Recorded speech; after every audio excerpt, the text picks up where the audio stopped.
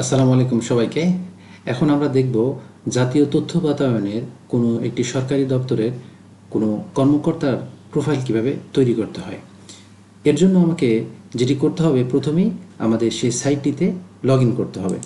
তো আমরা আগের ভিডিওতে দেখিয়েছি কিভাবে অ্যাডমিন প্যানেলে লগ ইন করতে হয়।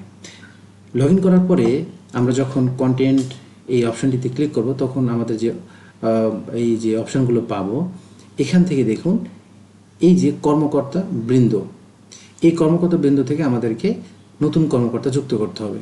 তাহলে আমরা একটু দেখি যে আমাদের যে ওয়েবসাইটটি রয়েছে, এখানে যে মেনুগুলো রয়েছে, তো সেই মেনু থেকে যদি আমরা এই যে কর্মকর্তা গণে যদি আমরা ক্লিক করি, তাহলে কিন্তু আমরা এখানে কর্মকর্তাতে তথ্যগুলো এখানে প্রদর্শিত হবে। যদি একটা বা তিনটা বা চারটা যে কজন কর্মকর্তা থাকুক না কেন, তাদের তালিকাগুলো এখানে আসবে।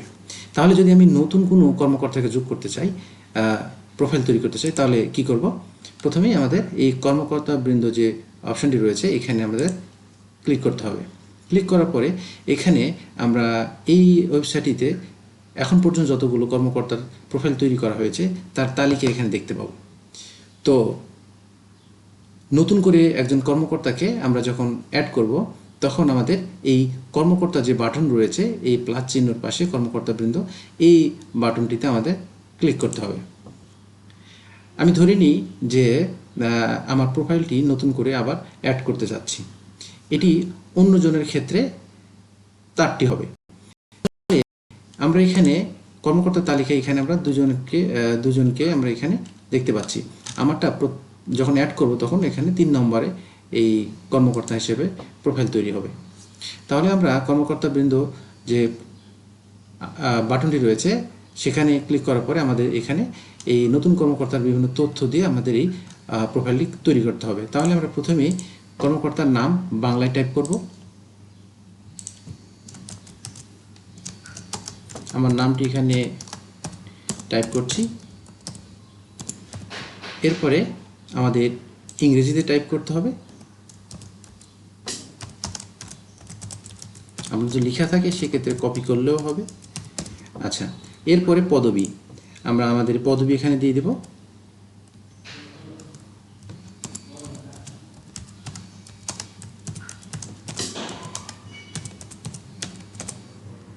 এরপরে এখানে আমরা ইংলিশে পদবিটা লিখব।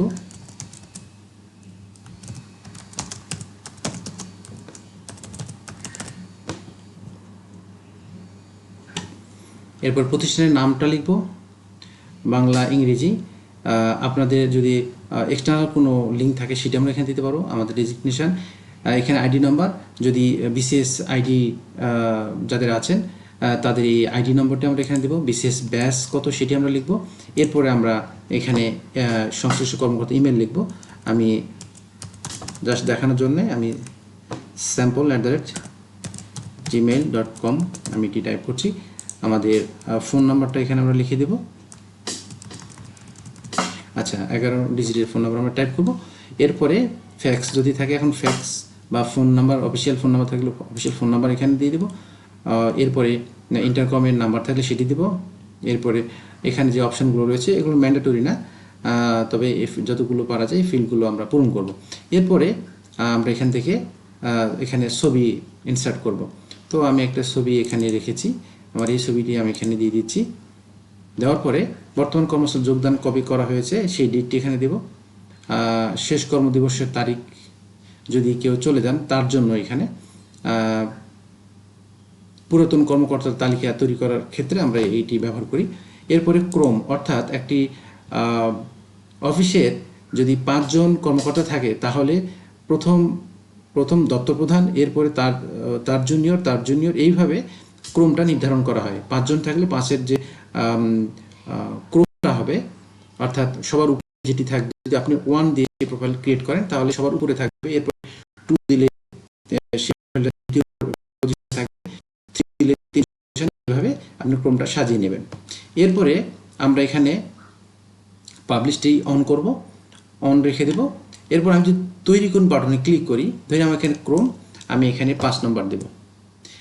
তাহলে যদি এর আগে 4 জন কর্মকর্তার প্রোফাইল তৈরি করা থাকে, তাহলে এই প্রোফাইলটি 5ম নম্বরে এটি প্রদর্শিত হবে।